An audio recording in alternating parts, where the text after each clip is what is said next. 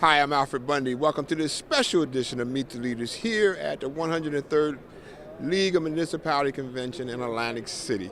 Our very special guest, right, is Deborah Davis-Ford. She is from the village of South Orange, where she serves as on its council.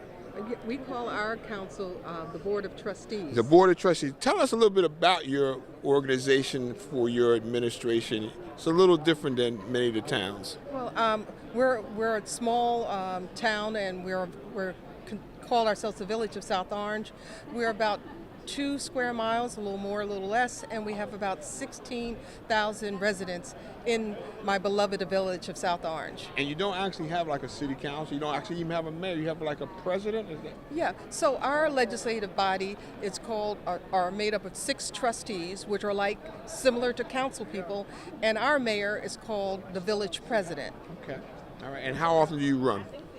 Every 4 years, and the village president runs with 3 village trustees, and the board is bifurcated. In other words, half the board runs every 2 years for a 4-year term. You've been kind of a neighbor of mine for many, many years and live right there in that area. It's a wonderful town. One of the things you have going on is a lot of development downtown. Tell us a little bit about the development in South Orange. I'm one of the people who support reasonable, practical development. As a small town, we have very few ratables, and so more development that is appropriate for a village in the downtown area, I think, will help offset some of the burden on the existing homeowners. But I believe that any development should only be in the downtown areas and not encroach on our residential areas. Now tell us about some of those developments that are going on. I mean, we know you have thriving eateries going on, and you got like even an art district going on, and movie theater. Tell us what's going on in Well, we have one development that is doing quite well that you all know about, that's been up and about for several years, and that's 3rd and Valley, and it's a LEED or green building. It is mixed use. It's there is retail on the lower level and about 220 apartments, if I believe. And we also believe when there is any type of benefit given to a developer, that a certain percentage of those apartments be affordable. So 20% of those apartments are affordable housing.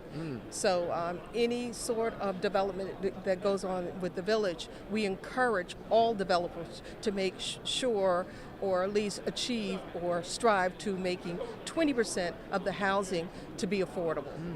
Now, one of the things that has been a concern all over the nation, we have to always be concerned about protecting the value of our citizens, of South Orange, but also we want to protect the rights of immigrants. What are you doing in South Orange to deal with this immigration issue? Well, in South Orange, we have a model that everybody belongs here. And we don't want those to be empty words or gestures. And so a year or two, maybe 2 years ago, I'm not quite sure on the timeline, we passed a resolution that we stated that South Orange is a sanctuary city, that everyone belongs here. But we're not just talking about immigrants on ethnic or racial basis. We're talking about gender preferences. We're talking about senior citizens. We're talking about people with disabilities. For example, in our community, we have an organization called Trustee that meets the needs of those who have some sort of developmental challenges. What's the name of that again? Trustee House. Okay, what does that mean?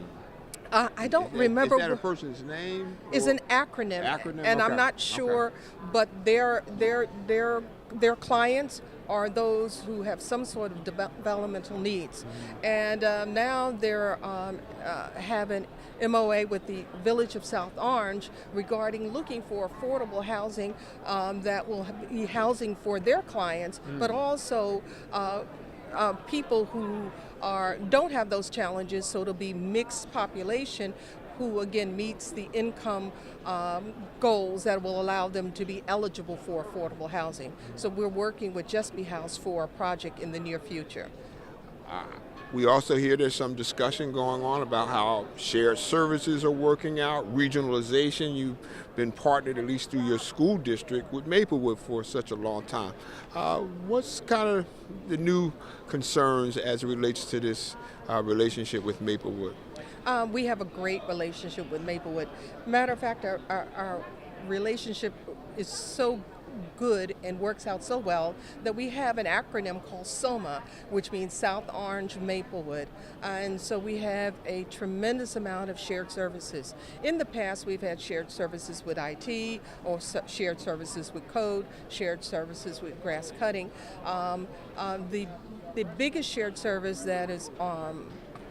that we're looking at now is the merger of our fire departments. And I think that if it's a win-win for both towns, and I represent the taxpayers of South Orange, so it has to be a win for South Orange, and I'm supportive of looking at this initiative, but only if we have joint governance. If we don't have joint governance, then that is not something I could support, giving up governance of the most important thing that we do for our citizens, and that's public safety. And so I am looking that hopefully that we can support an initiative that is in Trenton called S1, which allows for joint governance in shared services. And why this is so critical important is that Maplewood is not civil service, and South Orange is civil service. And the statutes say that if two towns merge, then the non-civil service entity becomes civil service, and that would be an issue for Maplewood. It also might be some costs, some dollars Yes. that you got to look at, and all of that Right. that's related. Listen, we only have like a minute left, but you also serve as the clerk for the Essex County Board of Freeholders. In 30 seconds or less, what does the clerk for the Essex County Board of Freeholders do? I will try my best. Basically, the clerk is the manager of the legislative staff that supports the entire board. Based on the state statutes, we have some statutory responsibilities, and that's signing off on any laws or legislation that is passed to attest that these are indeed the signatures of the legislator. And the clerk also runs the meeting with the president of the Freeholder Board. Well, I am so glad that I got a chance not only to talk to Deborah Davis Ford, but also a friend of mine who I have the pleasure of being able to hang out with sometimes and do some fun and social things with. So I'm glad she's here.